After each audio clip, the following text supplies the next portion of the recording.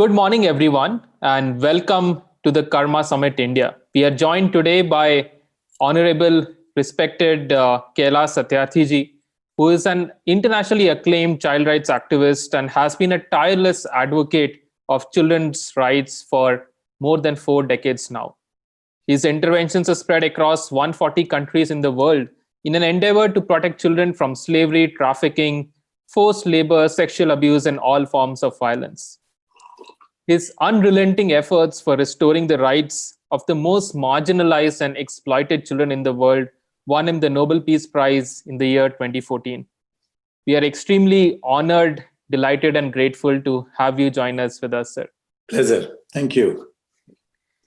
Sir, I wanted to start our conversation by the most critical topic today of the pandemic, and this has been something which has been a reality for us for the last 8 months. As in, we thought initially it would be a couple of months, and it's just continuing. And though we see the vaccine coming in, there is a lot of long-term effects that has happened for our nation, and these changes across demographics for an impact on men, women, migrants, and especially children have been tremendous. So what is your feedback and inputs around the long-term changes that have been happened and the impact of those? Thank you. As we know that this is not simply a health crisis, as it has unfolded during last 6, 7, 8 months, we have seen multiple negative effects of this crisis. So pandemic has led to economic crisis in most countries, including in India. It has led to socio-cultural crisis. It has led to psychological issues and problems which many people are facing. It has also led to influx of child labor. We have seen the situation of migrant workers, and now they are still struggling to either settle down in their villages or wanted to go back and resume their previous works. So it has multiple effects. Now, some of the big challenges are that how we are going to ensure retention of children in the schools in their villages, because many parents have lost their traditional livelihood, or they have come back from their workplaces from far-off areas as migrant workers. I'll give you a concrete example that during the last few months, my organization, Bachpan Bachao Andolan, has liberated almost 1,100 children from trafficking, and they were being taken to work as child slaves or child prostitutes and so on. And when I spoke to a few of them personally on telephone, then I found that there was a common saga that they were in school, some of them, and their parents have lost their jobs, and they could not find any source of income in their villages, and they are frightened to go back to big cities. They have faced tremendous trauma, as we know, and that's why they are not willing to go back. A few of them have gone and few of them stayed back home. But if the children are forced to leave schools and forced to go to find some work, that is quite serious. That is one example, but you can find examples everywhere. I've also come across many known people in the families, even some staff members in my own organization, that they are not able to perform because they are feeling depression, they are feeling loneliness, their anxieties or their other psychological issues have been exacerbated. So there's another aspect, and we have to address those things in totality. Got it, sir. And so as you mentioned, across the different spectrums of society, right from livelihood issues to wellness issues across the board. What would be your recommendations to our clients and partners on the actions that they can take through either their CSR funds or through their employee volunteers, as to mitigate some of these risks and crises that are there? I was hoping that since we are fighting a common enemy, this world will feel mutual responsibilities and interconnectedness. We keep on talking that the world is interconnected, and that is true also, physically, socially, now technologically. But when it comes to universalization of responsibility, it is not there. And that we have seen in the allocation of COVID response funds. I have said several times that over $8 trillion have been announced by the wealthier countries as the COVID response fund for rescuing their own industries, their own banking system, and their own people from this situation. But only 0.13% of it has been allocated for the marginalized people in the developing countries, the low-income countries. So this shows a serious injustice. Justices were already there, but this situation of pandemic has exposed and exacerbated that. So first of all, we have to feel that the sense of belongingness and sense of mutual responsibility as a nation, India. And then we have to find the solution on the basis of that. And that begins with ensuring that the children should retain in schools, and what kind of interventions could be made to ensure that those who are not attending school today, they should not be dropped out and they should go back to their classrooms. How to engage communities, how to engage the Panchayati Raj people and the local educational institutions and the departments, teachers, etc., to keep that interest alive. So that is about the children. We have to also see that the social protection programs, which were already there, if some of them were there and some of them have been announced by the government, they are in place and they are properly executed and implemented on the ground, because there's a big gap when some announcement is made from the top by the minister or by the prime minister. It does not reach out to the communities easily. So many people can help in it, in collecting information and data and distributing it and sending it to the appropriate authorities and so on. So they can play an important role. But from CSR, we have to see that first of all, it's not about the money. First of all, that companies must make sure that no child is involved in their supply chain.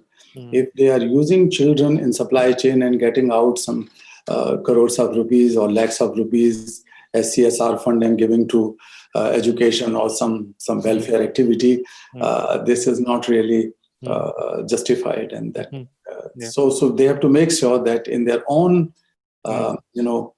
production systems, if they are industries like that, children must not be used in the supply chain. So they can do their own due diligence while putting orders of any kind of production or supply to anyone. So that is another possibility.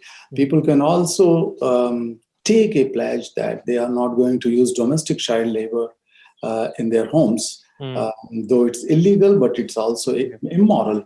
And in this situation, they should also feel that they can give jobs in place of a child to an adult. If an adult family member of that child gets job, it would be good for everyone. So some of the decisions could be taken, but in the free time, people can do some voluntary work in educating the people.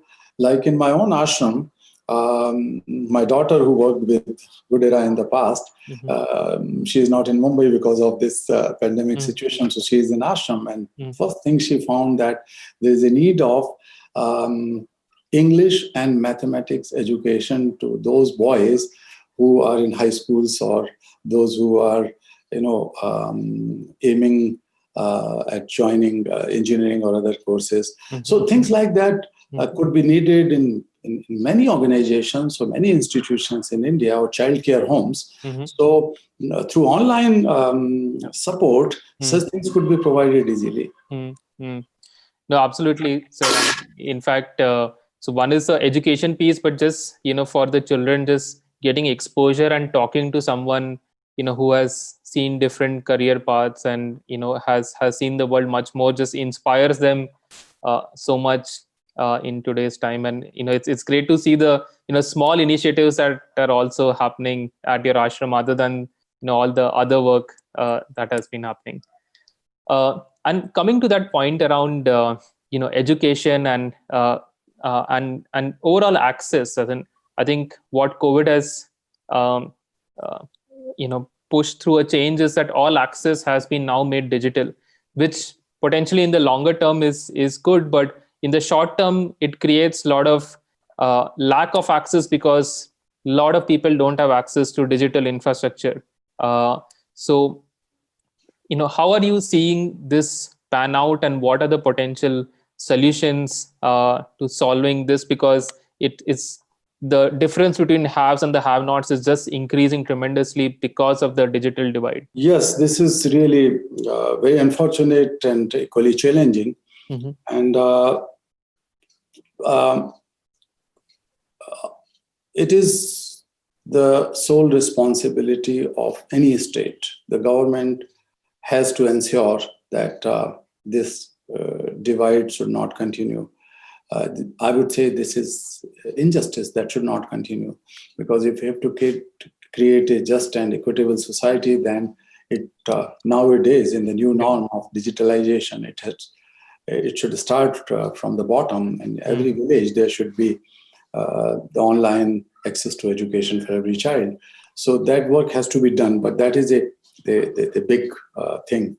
Your client can definitely identify certain places, the cluster of villages, where they can, with the help of local authorities or local panchayat people or local NGOs, they can gather information that how many children are deprived of online education and what is the reason. Sometimes there is no Wi-Fi or data provider. Sometimes we feel that the children don't have gadgets, the smartphones or anything. We can also think then that in the community places like Panchayat Bhavan or in schools, some computers as well as some dongle and other kind of facilities could be provided, and that is not so expensive, but that is very much possible. Your clients can definitely do.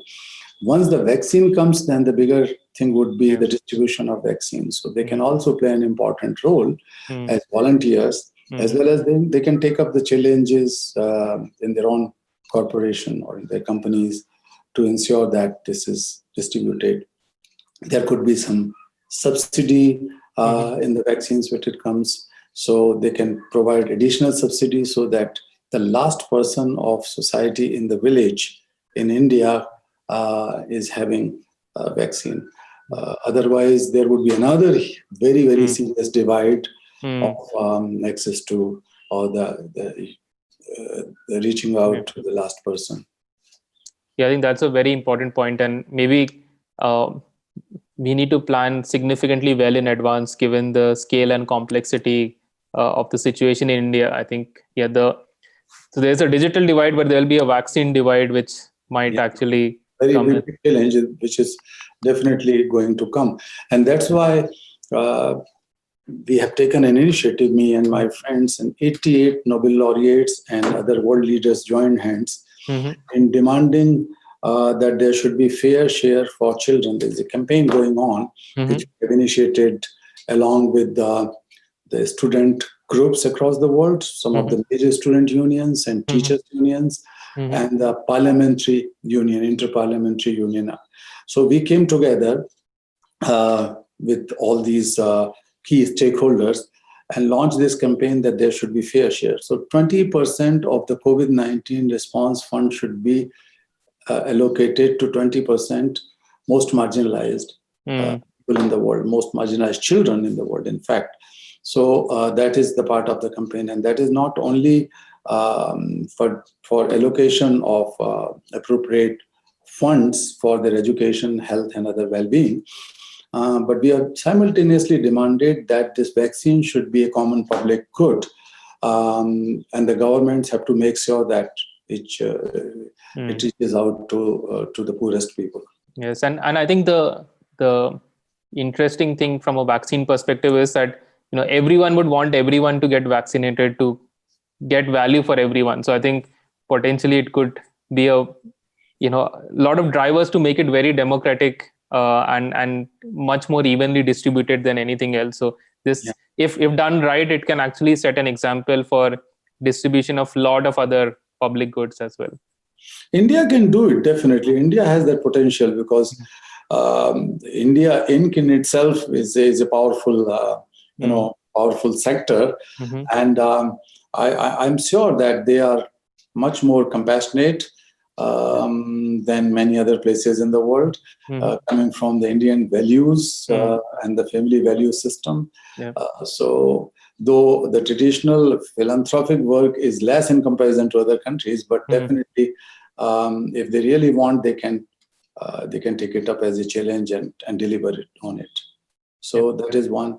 India has such a huge infrastructure of NGOs, civil society network. We have such a huge infrastructure of the religious or faith institutions.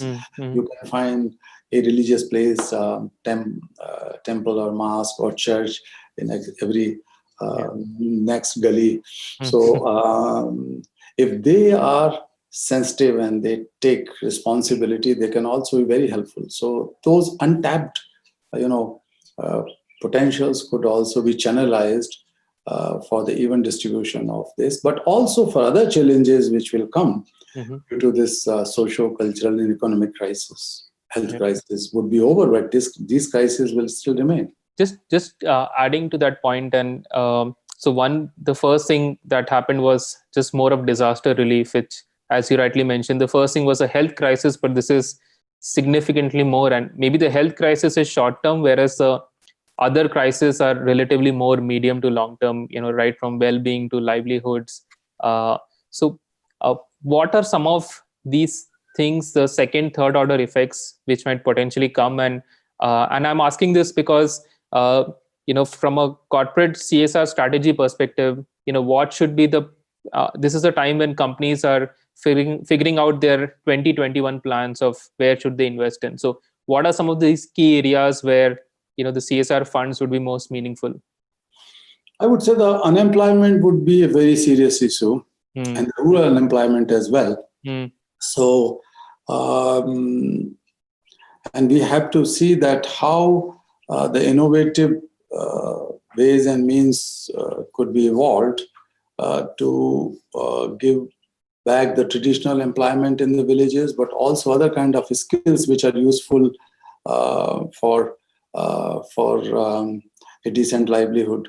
So some people can work on it, and I know even in the past, before pandemic, there were a lot of young people who are devoting their skills and time, and more importantly, their passion to revive some of the traditional livelihood systems, as well as to create new things in the villages. So it is not just the employment, but also employability, which they have tried to enhance, and that was very helpful.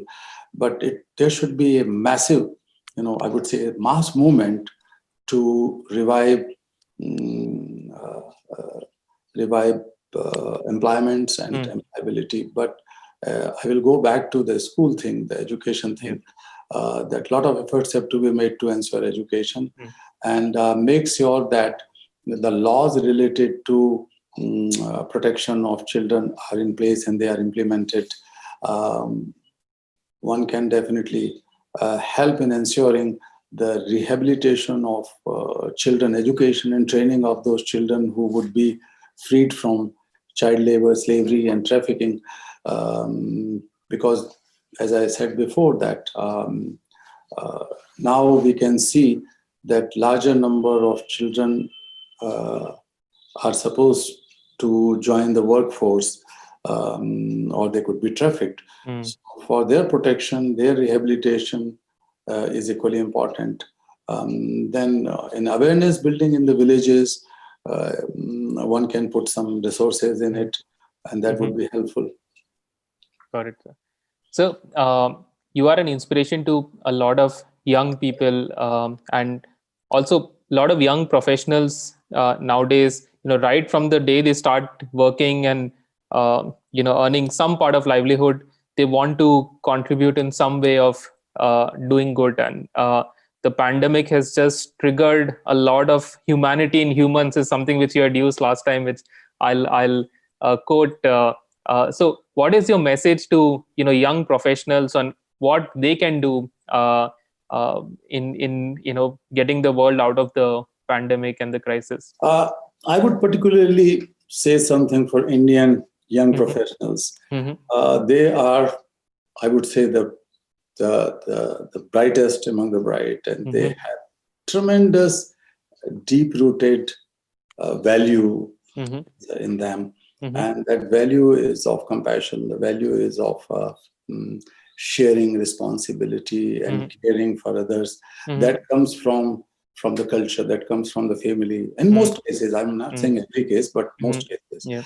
So if they can combine their professional outlook towards life and their skills, along with those values of Vasudhaiva Kutumbakam, or the global familyhood, then they can definitely emerge as the lamps and lights in this darkness of crisis. They can definitely do it.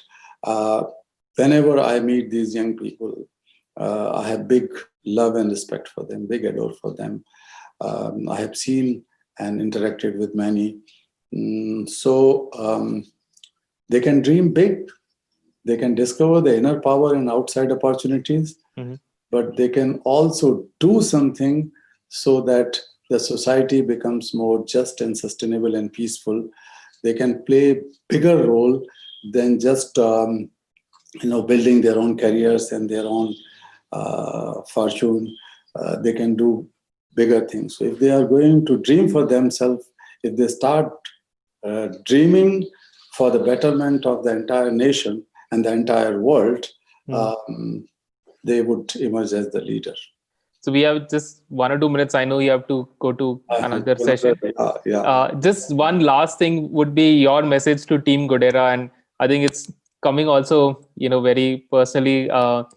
We would love to, get inspired and get your thoughts on. We are also very young team trying to do, something meaningful, and using technology for that would be great to get your words for Team Goodera.